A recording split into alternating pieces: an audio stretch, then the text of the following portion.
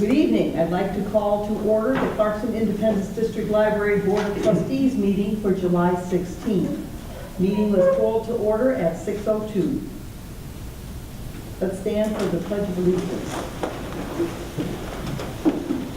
I pledge allegiance to the flag of the United States of America and to the republic for which it stands, one nation, under God, indivisible, with liberty and justice for all. Roll call, please. Ann Gaffney. Here. Michelle Ginn. Here. Dan Green. Here. Mary Hemberg. Here. Allison McDevitt. Here. Marilyn Pomeroy. Here. Ann Rose. Here. Julie Miller. Here. Okay. I'll accept a motion to approve the agenda. So moved. Second. Okay, second. It's a dead tie. wasn't it? You were second. Who's first? I was first. Oh, okay, second. Thank you. Are there any questions, concerns? All right. We've been moved to approve the agenda as presented. All those in favor, please say aye. Aye. Opposed, nay. Motion is approved. We have a call to the public. Good evening. Julie Siswolith on behalf of Friends of the Library. Just three things this evening, three quick things. Our next used book sale is in September, and the Friends are reviewing right now the pricing on some of those books, so just a heads up for you. We've already decided that instead of those romance paperbacks being 50 cents, they're going to be $1, just like all the other paperbacks. And at our next meeting or two, we're going to look at the pricing on all the children's books. Those have been different depending on the book, the size, the age, etc. So we're going to try to simplify that. We want to make it a little more consistent, spend less time pricing, and make it easier on our cashier. So just wanted you to get a heads up on that. Our fall general membership meeting is October 24th, and Connor has agreed to come and do an online demo of the yearbook, how you can check out yearbooks in years past and all that sort of thing. So if you're interested in that or know anybody that might be, let them know and encourage them to come to that, because they might even be able to go online that themselves and give it a try and see how that all works. And then finally, the Friends are looking into the possibility of bonding and insurance for the board. So haven't made any decisions. We have a meeting actually on Wednesday to get more information about that. So I can keep you posted on that as well. And that's it. Thank you so much. Call to the public is ended at 6:05. Now I'll accept a motion to approve the consent agenda. So moved. Ann has moved. Who's second? Okay. Ann and Jan. Anyone want to comment on any of the 6 items? If not, will all those in favor please say aye? Aye. Opposed, nay. Motion is accepted. Library statistics. We have quite a few tonight. You have May and June, because the June meeting was so early that we didn't have the May statistic prep for you. I do have some notes from the staff. From our head of circulation, on Monday, June 11th, we did our summer reading kickoff from 6 to 8 p.m. And she wanted to let you know that between 6 and 7 p.m. we checked out 422 items. Wow. And between 7 and 8 p.m. we checked out 361 items. And the rest of the day we averaged anywhere between 80 and 140 items per hour. So that was really a busy period of time. And she thought that was very cool and wanted to bring that to life by Running around back it was pretty crazy. There was cars everywhere. Right. Then Tracy wanted to give you an update on summer reading registration. We have 650 kids registered. That's last year we only had 502. We have 153 teens. Last year we had 151, but this was at July 6th mark, and sometimes we get people who continue to register, so we may up that a little bit more. Bubble Man Ron drew tons of people. That was at the kickoff. 500 people, they came to that. We had over 200. Was he outside? He was outside, yep. Yeah, we would very proud of him here if we'd done it in here. We had over 250 people for the exotic zoo. Because of the growth and turnouts, we're looking at doing a lot of these scholastic year programs in 2 sessions, and Grace is going to talk to the friends about doing that, so that we can accommodate more people. And specifically, the programs for K through 5th grade are seeing increased attendance. We're averaging 100 people, kids and adults, for all of our preschool programs, which is much higher than what we sometimes see. Attendance in the baby story time is so strong, they moved it from the little room to the big room. And she's including some interesting sensory activities, and those new features are being well received by parents. And she said that for the end of summer report, she's really excited to have a report for you on the number of minutes read. The number was really, really high, and she wanted me to tell you, I'm like, no, it'll ruin this prize. Let's save it till the end so they can see a really huge number when all the kids are reading. So super excited. We're having a great summer. All is going very well. So just some numbers some data to bring some of those numbers to life. The growth is exciting. That's amazing. It's amazing, the number of people. Very excited. We've got some brave children's librarians. Busy, they're getting tired, but that's okay. They've all got some time scheduled in August to be up, so. Very good. Now the library director's report.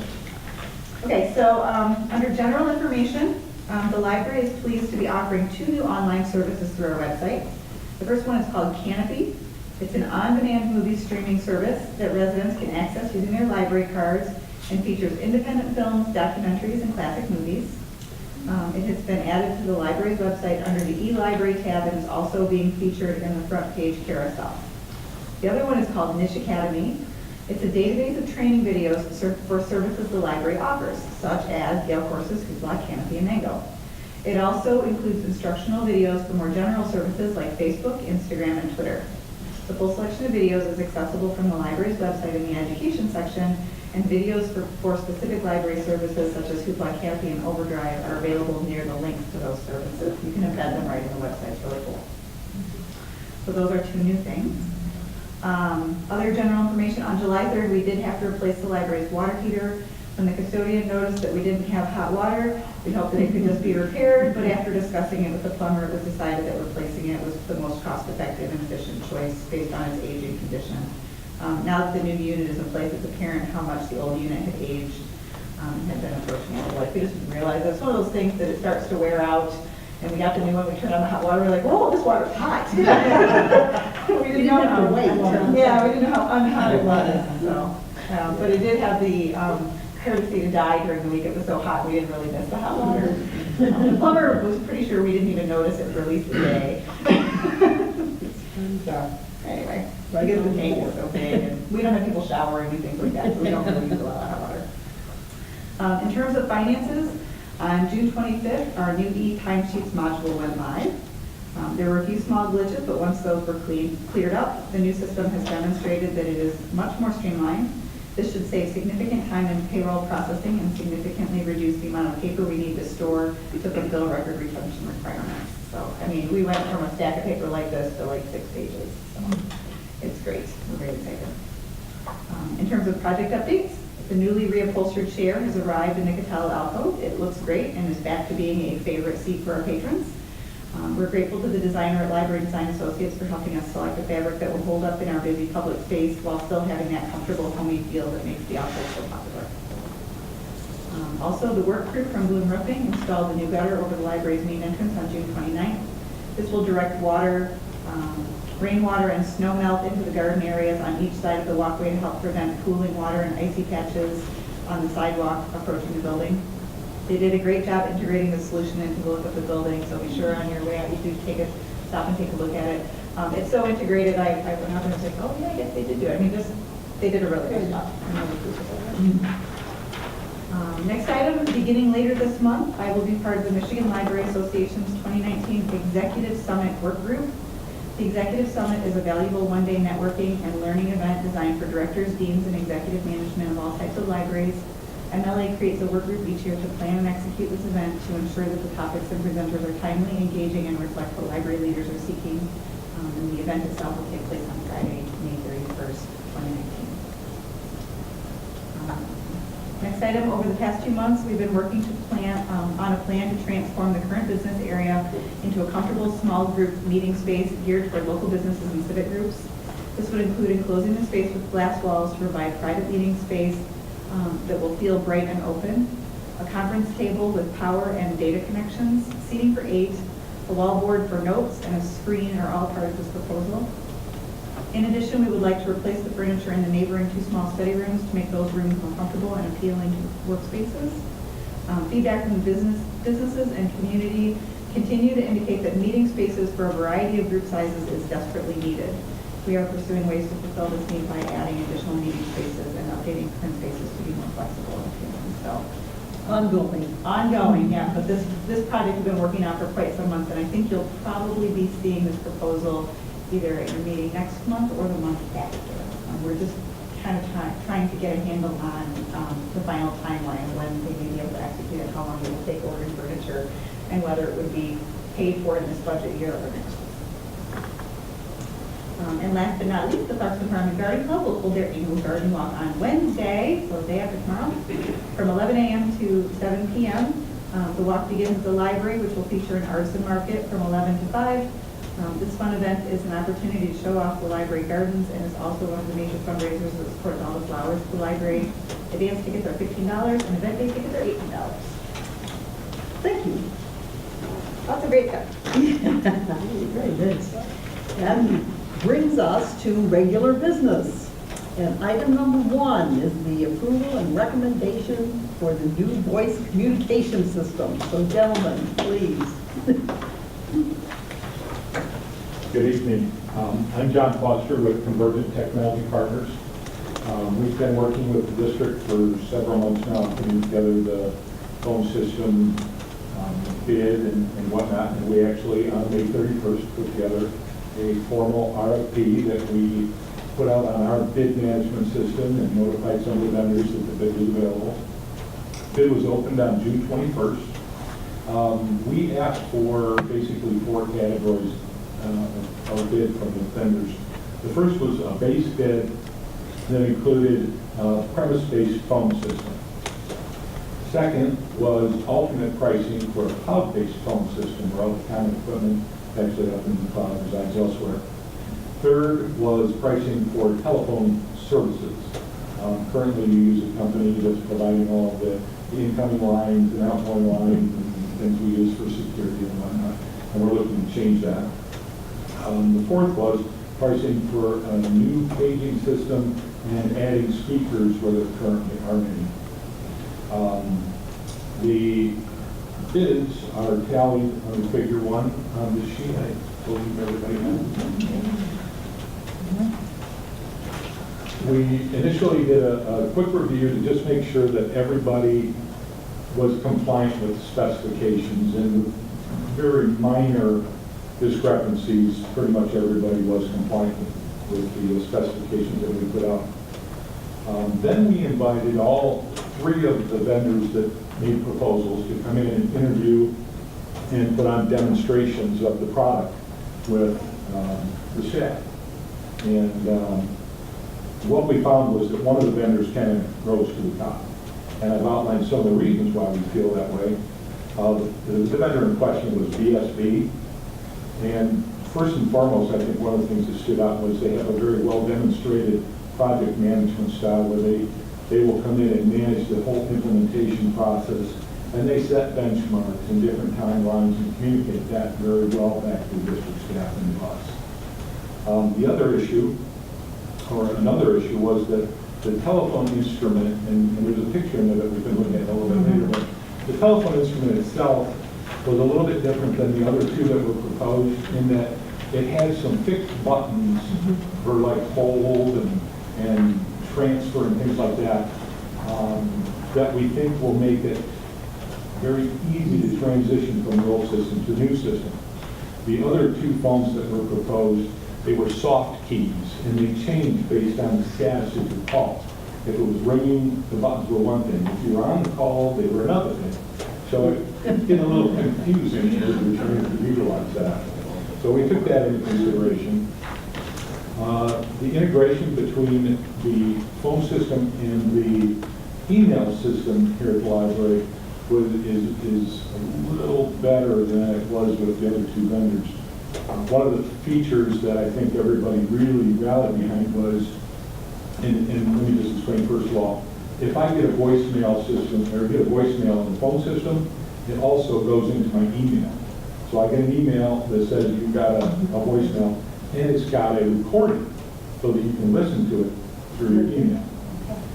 Well, in the other systems, if you deleted that email, you'd still have it on your phone system, and it would still have a message waiting light bugging you, even though you've already listened to the message.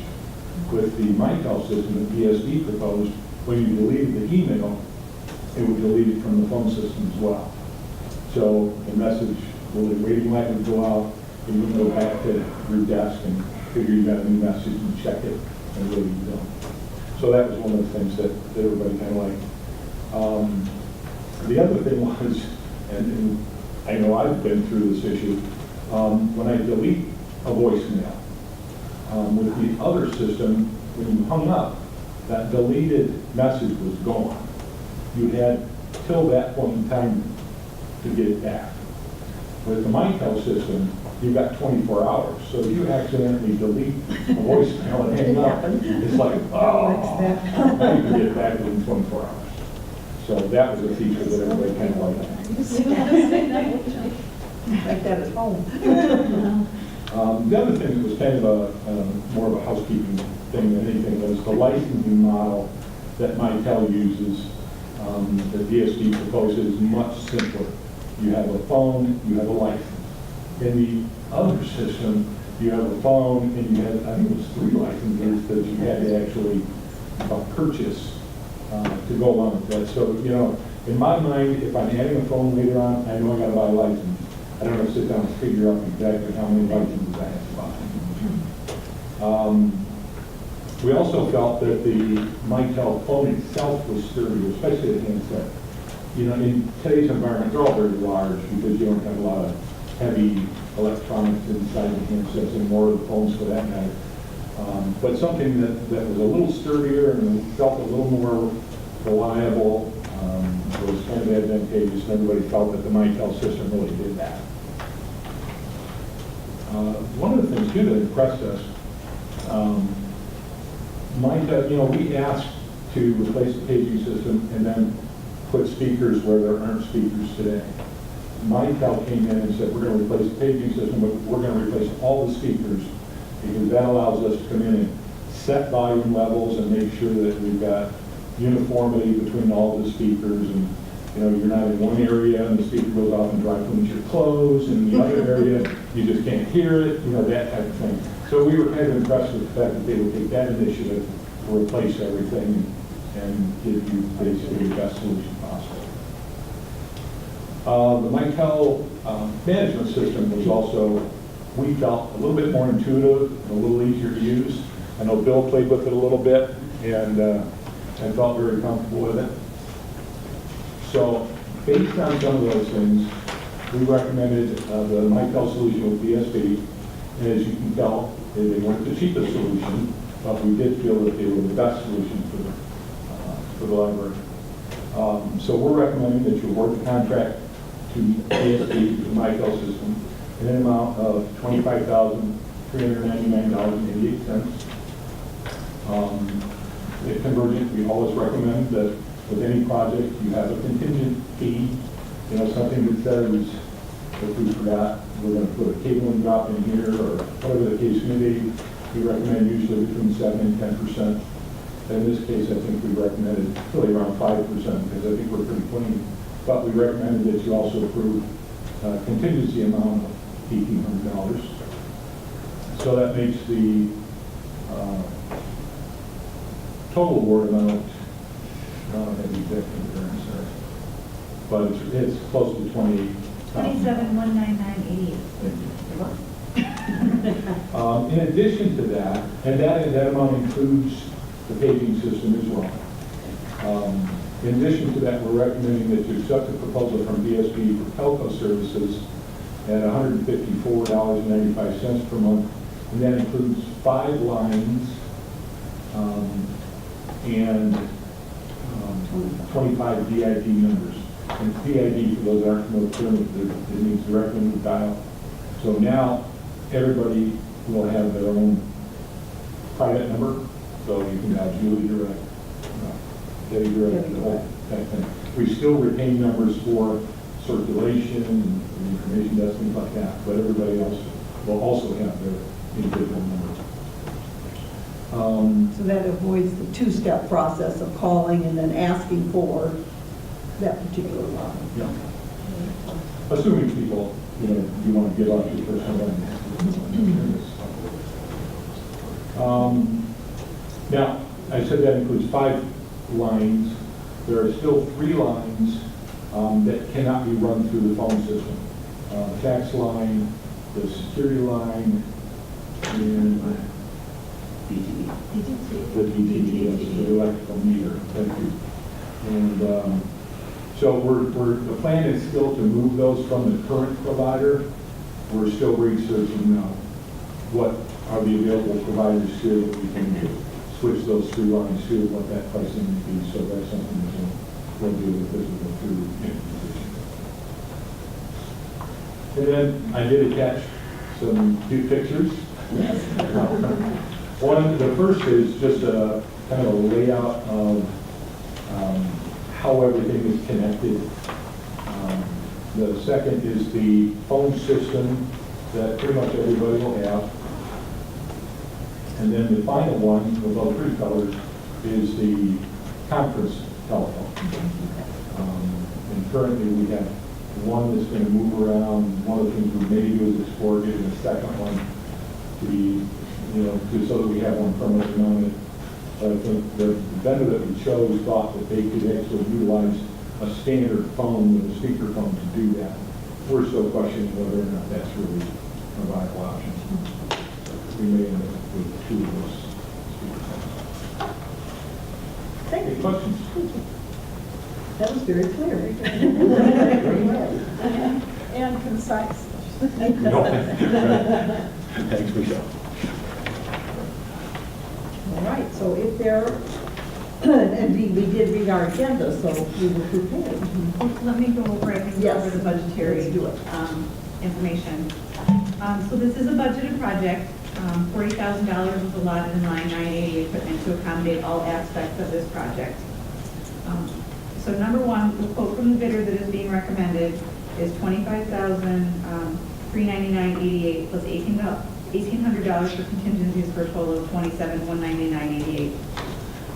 There's a recurring cost of $154.95 per month for the lines for the remainder of the year. This would replace costs for 5 of the 8 of the current lines and is much less than our current monthly payment. We will be maintaining those 3 analog lines he mentioned with AX, the DTE, and the typo alarm. Both these costs should be accommodated by the amount budgeted in line 853 telephone. I looked at it and I think we're good. And then number 3, the new system will provide direct dial numbers to specific phones, so our community relations coordinator is requesting a budget of $1,000 to print new business cards for staff who will now have their own phone numbers. A budget adjustment of $1,000 could be taken from this $40,000 budget in line 980 equipment and moved to line 900 printing. What I would recommend doing so that you can accommodate that. So the total anticipated project cost is $29,999.88, potentially leaving approximately $10,000. Once this project is complete, we will approach the board to review and approve how these funds may be reallocated for another project. Could those funds also be used in case we discover anything with these other lines or any? Well, we would leave it. That's why I said, Okay. we'll wait until the Just project leave is completely done. There is a possibility, as we started talking about this, the museum is its own separate entity. They have their own phone lines, but we get a lot of calls for them. And so there was a conversation about the possibility of them buying a phone and then buying into our system so that we could direct calls to them. direct calls directly to their voicemail instead of saying, well, I need you to hang up and dial this number instead. Sounds like a good. Yeah, they're located in our building, but because they are a separate entity, they're their own 501c3, we certainly have to bring by their phone system for them, but I wanted to bid it out and then give her the opportunity. That's why John was nice enough to make sure there was all of this, basically a la carte pricing as well. Nice to be Yeah. able to transfer from Yes. here to there, even though they're separate. Yeah, so we can negotiate that out with her, but I wanted to get up in place first, and then she would pay for her own pieces of it, but she could keep her own phone line, and we would be able to transfer calls directly. All right. Well, I move to award the library those voice communication project to BSC Communications as presented. All right, is there a second for that motion? I'll second. Okay, it's been moved and seconded that we award the library voice communication project to VSB Communications as presented. Although, if there are any questions, comments? If not, all those in favor, please say aye. Aye. Opposed, nay. Motion is carried. All right, now let's move some money. I move that we approve a budget adjustment of $1,000 from line 980 equipment to line 900 printing to print new business cards for sale. I'll second. Okay, it's been moved and seconded to approve a budget adjustment to move 1,000 from line 980 equipment to line 900 printing to print new business cards for members who have their own phones. Any other questions or comments on that item? If not, all those in favor, please say aye. Aye. Those opposed, nay. Motion is carried. Very well done on the part of, that was a lot of work. Thank you, John. It'll be on their way. You approved agenda item number, you approved motion number 1 and I think there were some questions there, and I'll be back. All right, let's move to the review of the second quarter financials. Okay, so in your packet, you have the second quarter financial statements as provided by the accountant.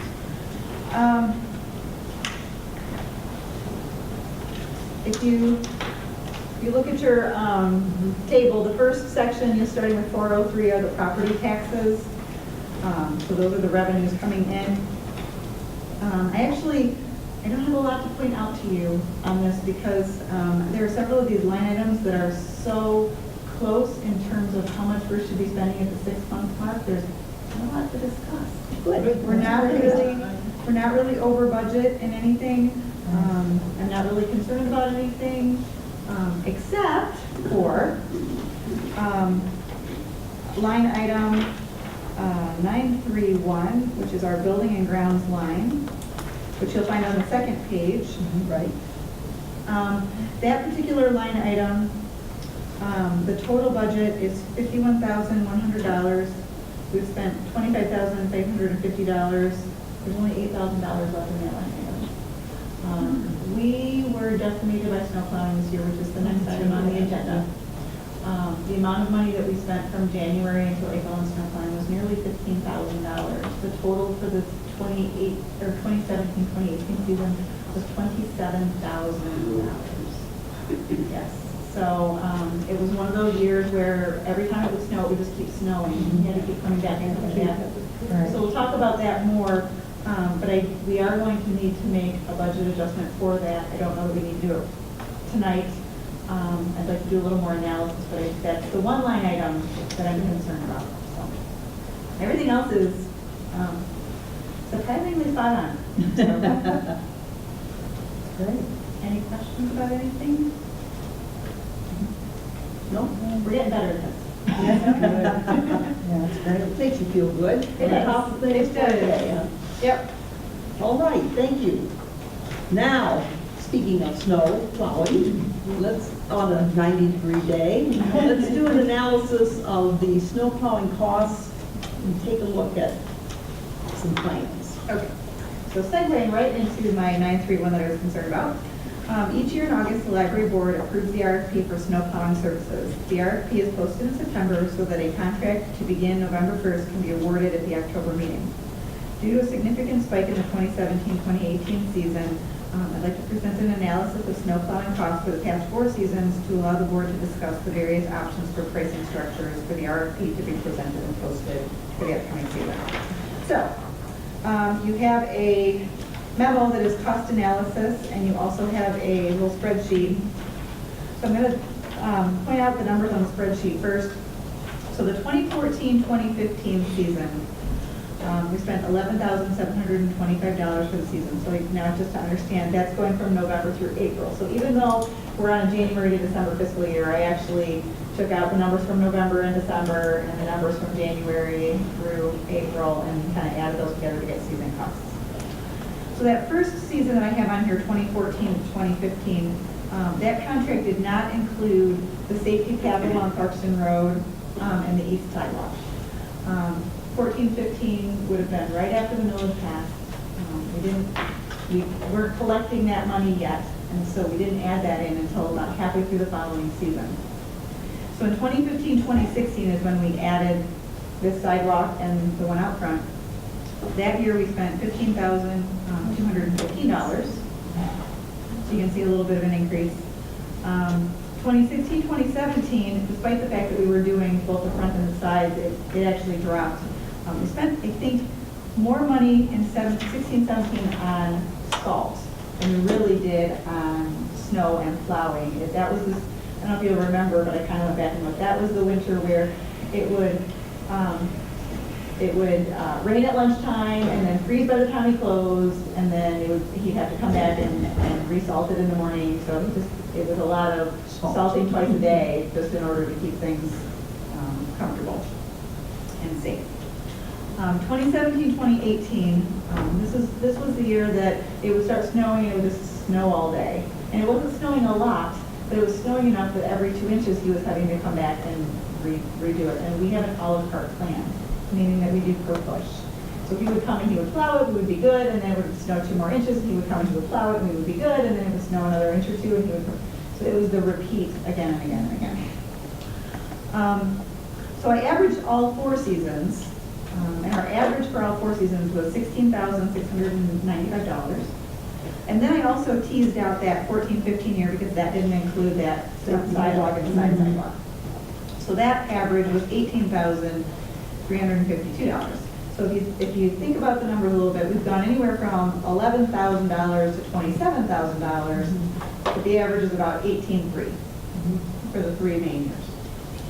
Okay? Okay, so then in my analysis, I went back and I've given you a little bit of history.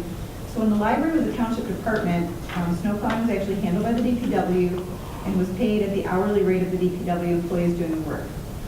It turned out to be inefficient and expensive for the library and the fire department because the union contract paid those employees for premium time after 5 p.m. and on the weekends.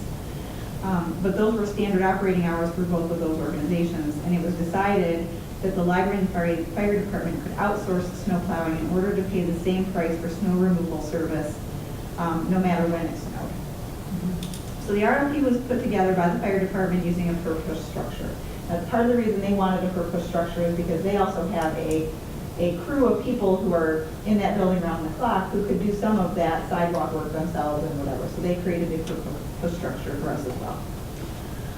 The library has continued to use this structure in our RFP, even after separating from the township. This has the advantage of paying for exactly the service that is being used. However, it has the disadvantage of being difficult to budget since some years require significantly more plowing and salting than other years. In addition, many contractors have moved to a per-season pricing structure because it's more efficient for them. They spend much less time issuing invoices and processing checks, and also receive payment at the beginning of the season, providing them with the money in advance to pay for salt. Discussion with other library directors indicates that they also have moved to per-season snow plow contracts. While there's a risk of overpaying in some years with limited snow removal and potentially receiving diminished service at the end of the season of heavy snows, it is balanced by years with more snow than expected at the same per-season cost. This allows for simplified budget planning. Similarly, many contractors have determined that this risk of working harder for the same money in heavy seasons is balanced by shedding all of that administrative work of having to send out all that invoicing. Because the library posts an RFP requesting bids for per push services, we've always been very specific about what we're looking for. We're limiting the number of contractors that are willing to bid on providing our snowplow services. Contractors that no longer want to do invoicing throughout the season are choosing not to bid on our snowplow and RFP. While this structure has worked for us in the past, last year's bid process revealed that we are seeing limited responses to our RFP. This could be causing us to lose out on some competitive pricing we might see with more bid submissions. Thus, it's time to review snowplowing costs and consider how we want to structure the RFP for the 18-19 season, which we should plan to post in September. But fortunately, because now we have the data, which we're very data-driven here, so it makes it a little bit easier. So the considerations in terms of per push, the advantage for per push is that it's payment for actual services rendered. The disadvantages are it's difficult to know how much to budget, and we're getting fewer bids as contractors move to per season pricing. The per season pros, the set price is easier for budgeting. It can be a bargain in years with heavy snow. More contractors would be bidding on the service. And we would probably see more large contractors, the ones that have more trucks and more workers using this. We didn't see any of the big companies. None of them wanted to deal with our a la carte pricing plan. They wouldn't use it on it. And then the cons, there is a risk of diminished services as the season ends. If they feel like they've done their work for the season, yet we're still getting snow, they may pull back and say, yep, we're tired. Yep. But there's also a risk of paying for service that isn't needed, so you pay up front and you may not get it. You can eliminate some of that first risk by clear contract language, which explains what the consequences would be of diminished service. Absolutely. And I think that that's a solvable problem. And obviously the contracts are being written that way because so many people are moving to this new system. So I mean, the risk is that because we're so small, that we might be the ones like, oh, you know. But we're we'd just be not- looking at something between 16 and 18,000 probably as a bid. Something like That's the that. nice thing that when we bid in, we have this past data, so we can Yeah. kind of be able to say, if they're bidding $30,000, wow, okay. Yeah. That's way out of line for what we've been paying a la carte push for, this per push. Right. So we already kind of know Approximately approximately what we should be. should be looking at based on the amount of snow. But if you, let's say we have a winter like last winter where it keeps snowing all day long. Yep. Do you think that they'll just keep coming back like that if they've already been paid? Well, if the contract says, Okay. and the contracts are usually pretty clear. Our contract currently says that when the snow reaches 2 inches, they're supposed to come push. Right. So it's very clear. Now, of course, if we decide at the 1 inch mark we want it done, that's the flexibility that we had with the per push. If we felt like we wanted to do that because we had a program coming up or whatever, and we wanted it to be nice and clear, we could call and request that. Yeah. We'll lose that ability. They'll come at the 2 inch mark. Right. With the bushes, do they also salt? Is that part of it? With the. We actually had per application with salt too. So it was a per application for the whole parking lot. That part was nice because, for example, the year that we were just seeing all of the rain, we weren't paying for so much plowing, we were only paying for salt. So we knew what we were getting for that money. He was coming out and it was a per application, and if we needed to salt twice a day, he salted twice a day. But there wasn't built-in snow plowing that year, it was just salt. Well, if we try this and we don't like it, Right. we'll reevaluate. Does the contractor we use now also offer the per season? It's what most of They them want, they all offer a per season. because that's what they would prefer. We're asking, it's been more recently too, because it used to be common where you could do per push or per season. But now more and more of them are eliminating that per push because it's just more work for them. They need to be out plowing, especially the smaller companies. Right. They need to be out plowing, they don't have time to be doing those invoicing work. I think too, if it's a per season price, do you pay the full season up front, or do you pay part of the season up front and part of the season at the end of the year? I suspect it's probably, I'm sure it depends, but we're looking at some other pricing for our facilities. Remember, I was talking about that in my director's report. They're coming up with an annual fee for providing a certain amount of services over the course of the year, but they're breaking it down into monthly installments. So even though they're saying it's going to be X amount of dollars to do all of this facilities work for this building for the entire year, we would pay a monthly installment and they would come once a month and do X number. So I'm assuming it's probably something along those lines, but it would be broken down. Because, you're certainly running a risk if you pay for the full season Yep. on the front end, especially with a smaller contractor who could suddenly vanish into thin air. And we could put Having that cashed your as a check in. stipulation in, that there's, we pay X amount up front, and then at the end of the season, we pay X amount, hold that sort of. Right. um, So that you have some escrow to make retaliation sure if that- the performance is bad. Yeah, So you need to know so you can put the RFP out there in the right way. which way you would prefer to go. We could just sort of put it out there and let the contractors assess our grounds and say, this is what we would do for you. The thing I'm worried about is the hidden cost, because I actually was in charge of a building a couple of years ago, and I was astounded at the hidden costs that I kept getting, because I did a contract, for the year, and I thought, oh, I'm all set. Oh, no, there was salt, and then there was this part, and then there was this part, and the money just kept going up. It was startling. And I said, I didn't see that in the contract. Yeah. And it was. That's where we are with this as well. Yeah. What we've been doing with this à la carte has been incredibly, we went from, $12,000 up to $27,000, and I don't know what else to do. Yeah, and I don't know how much, because I know salt prices can change rather dramatically from one year to the next, Yeah. based on availability, what's been happening in the salt mines or whatever. Because I can remember when I was getting salt bids from the city of Pontiac, that, you might pay $18 a ton one year, and the next year it was like $25 a ton, you'd be like, what? But then it would go back down, so that can fluctuate a lot. So you might see some of some of your pricing change from year to year based simply on the price for a ton of salt. Or even gas. Yes, or gas Yeah, prices, sure. that can have a big impact too. So that's, you won't necessarily see the changes based on, what last year was like, but rather what the salt prices might, and they usually know, the salt pricing usually is available, I would think fairly early. yeah, pretty early on. So you're thinking make it a little more general A and. little more open. Our RFP is very specific Yeah. about what we're looking for. Yeah, And I think that there are some contractors that are just shooting it down, saying, I don't have time to think about this. yeah. And it's not worth it to me to figure that out, so. So who's going to help us construct our RFP? Well, what I thought I would do is look at some of the larger libraries, how they're doing it, Okay. and get some Don't guidance reinvent from the them. wheel. No, libraries do not reinvent the wheel, we do not, but. And there's always information out there, somebody else's RFP, and most Yeah. people are quite happy to share. Libraries are incredibly willing to share, Mhm. and I've been having this conversation with a number of libraries, and some of them are looking and saying, oh, you're doing a per push, that's an interesting concept. I'm like, whoa, you may not want to go this way. It's great in years when it's After not, last year. but in years when there's a lot of snow, it can really get That's crazy. out there. So obviously, based on how it comes down, when it comes down, how wet it is, all of Yeah. these factors are going to influence this.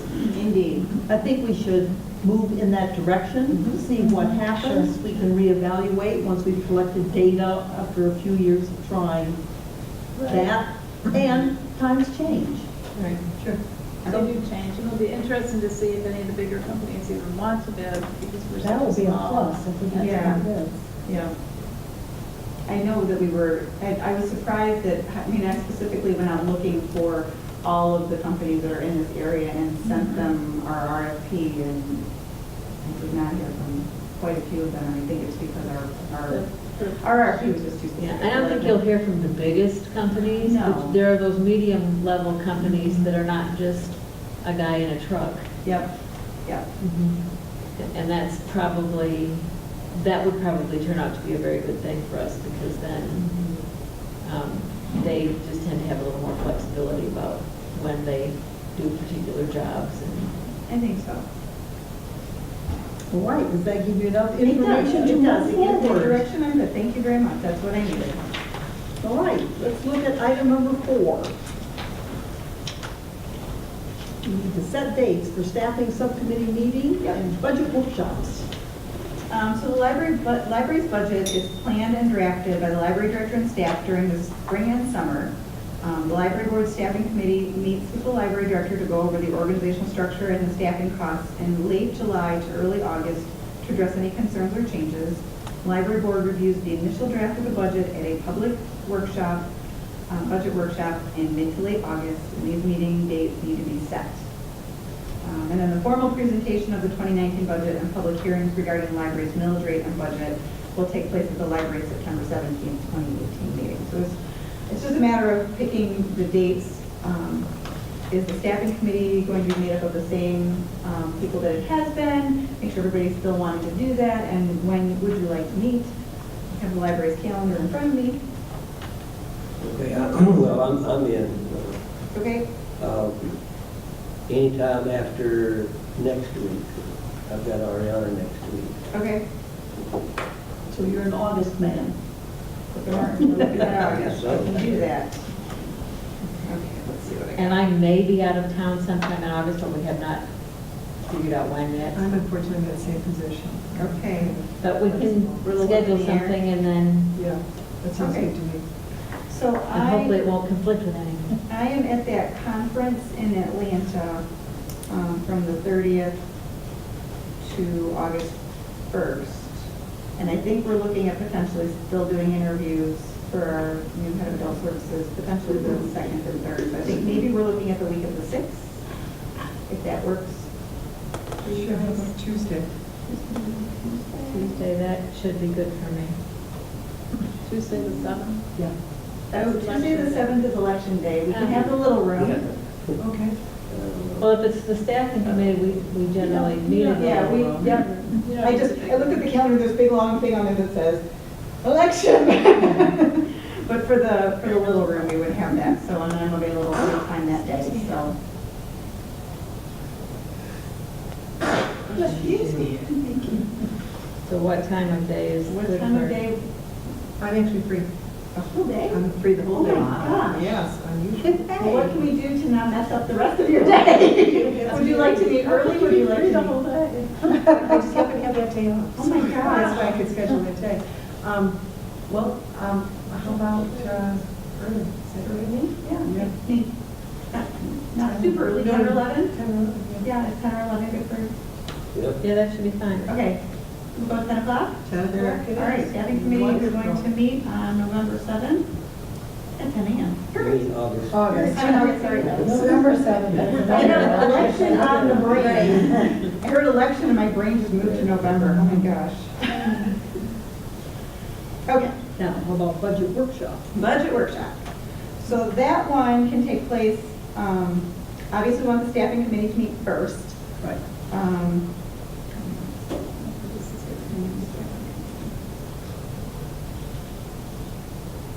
Okay.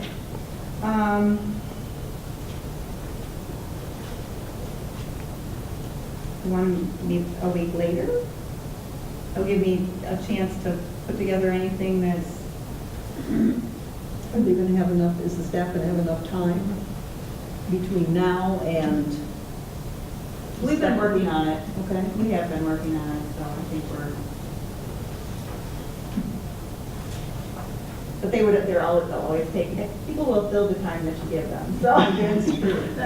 We could be the week of the 20th, if that would be, does that sound like something that would be, Could we meet the week after? Is that too late? no? The last week of, The week of the 27th? you're right. Mhm. I could be here anytime after 5. Okay. Some days I can be here at 4:30 if I get out in that day. The middle or later in that week are the best for me. Okay. Well, it looks like in terms of, see, that's a nice quiet week. Good. Because we don't do a lot of programming right before Labor Day and then right Right. before Labor Day. So, the meeting room is available. Tuesday is wide open for me. Wednesday is wide open for me. Thursday, Friday, that whole week, I've got a really flexible schedule, whatever is the pleasure for. Tuesday can be 4:30. What day did you say? Tuesday or Wednesday I can be 4:30. Wednesday The days I would work later. So- Tuesday, that's the 28th or 29th, correct? Mhm, yep. Yeah. 29th, I usually say. Okay, so 28th would be The 28th? Let's do it before. You might not feel like it afterwards there. The 28th would be, 28th would be better for me, but I Okay. Sure, what day is it? Is that a Tuesday? that's a Tuesday? Super. Okay, anybody can set 4:30? I can do it after. 28th, at- No, that's good. is 4:30 okay? That's fine. Do we want to do, Mary, is that I think so. I don't know, but I'll be hopping from work, but I should be able to make it, but just so you know. would you rather that we Would do a 5 be different day? Is that easier? really a? No, I'm just depending on traffic, because I really will leave on time, but I Do we just. want to say 5? Okay. It's okay with Well, me. it's later for everybody for dinner. Makes a bit of difference to me. I'm concerned about Mary, though, because she said they're going to be available at later. I'm just not gonna know. Let's do 4:30. Let's just say yes. and then- 4:30. That sounds great. I'll make sure I leave. Okay, so 5 o'clock. I think we're back to 4:30. Would a different day be better for you, Mary, or would No, you I'm want not us- gonna. We're just gonna play it by ear for you. Yeah, just go That's ahead and make totally it fine. time Okay. out. All right, so we'll do Let's still Tuesday, have it. August 28th. That's the budget workshop. And that'll be at 4:30. Okay. Sounds good. Yeah. That also means that if for some reason one of us on the staff committee, like Ellen or myself, that ends up not being available on the 7th because that's when we're going to be gone, that gives us some more time Time to play with to it. Okay. reschedule Yeah, for that's the good. budget workshop. So. Yeah. Super. Excellent. Perfect. Thank you very much. Okay. And we'll leave those on the main calendar. And number 5, proposed calendar dates. Closed calendar. Okay, so each year, the library board is asked to review and approve the library's closed date calendar. Traditionally, we do this in late summer to help staff begin planning programming for the new year and to allow the dates to be added to the computer system well before the beginning of the year, since library materials are not due and fines do not accrue on days when the library is closed. So I'm presenting the 2019 library closure date calendar. We've actually already had to put some stuff in, like Easter or whatever, because I was trying to load in the Friends book sales for 2019. So we've already had some conversations about this. The closure date calendar does not include a proposed date for the annual staff training day. We are holding a shared training day with neighboring libraries in 2018. If this structure is successful, we may want to do it again in 2019, and we don't want to select a date until we have a chance to see how the 2018 training day goes and discuss possible dates with the other libraries. And as long as we have Yeah. time, that's not a big. This year, we actually selected our date, I think, in March, and it was set for October, so there's plenty of time to add that in later. So I've gone through the calendar. Obviously, New Year's Day is New Year's Day, Martin Luther King Day. I put in the Easter holiday, Memorial Day weekend. I did check the last day of school. So in the summertime, we are closed from the first Sunday after school lets out through Labor Day. So that is according to the school's calendar. Then we do July 4th, which is in the middle of the week this year. It's not attached to a weekend. Yeah, it's on a Thursday. Labor Day weekend, Thanksgiving, we usually close at 6 p.m. on Thanksgiving Eve, so I put that in here. We also usually close at 6 p.m. on New Year's Eve, so put that in here as well. And Christmas is in the middle of the week as well. Right. Okay, so we do close for President's Day. Yep. All right. Any questions or comments? You notice Easter's much later this year? It is. Yes. It threw us off. It actually pushed the Friends book sale back. It's usually sort of the last full week of April, and this year it's that week that sort of, that last day of the book sale, I think, is May 1st. Right, because last year, Easter was April 2nd. Yeah. Yeah. And that's one of the reasons schools have begun changing their calendars for spring Just have spring break. break the same time. Because it's a as 6-week variance. Yeah. Yeah. that. Right. It can be. It can be. Full week in April. Yeah. It's first whole week in April. So here's a 3-week Well, I think difference. that, and I heard from the schools that they were really struggling with planning their standardized testing Yes. as well, because all the districts were doing something different, and it was because their spring breaks were all different. And so they finally, I think Oakland County Oakland County decided. did it several years ago. Yeah. Yeah. There's It has certain made days things a that lot everybody easier. is closed at some time. Because everybody, in different states, every state is different, and so it's. Oh, yeah. All right, I'll accept a motion. I move to approve the 2019 closed date calendar as presented. I'll second it. Okay, it's been moved and seconded that we approve the 2019 closed date calendar as presented. Any other comments or questions? All those in favor, please say aye. Aye. Opposed, nay. Motion is passed. All right. I will now accept a motion to adjourn. So moved. Second. Okay, who's second? Oh, Well, there, both of us. I'm a big green fit. let's go. Look along. Just pick one. Sure. And now the meeting is ending even later. All those in favor of adjournment, please say aye. Aye. Nay. Motion is approved and we are adjourned at 6:56.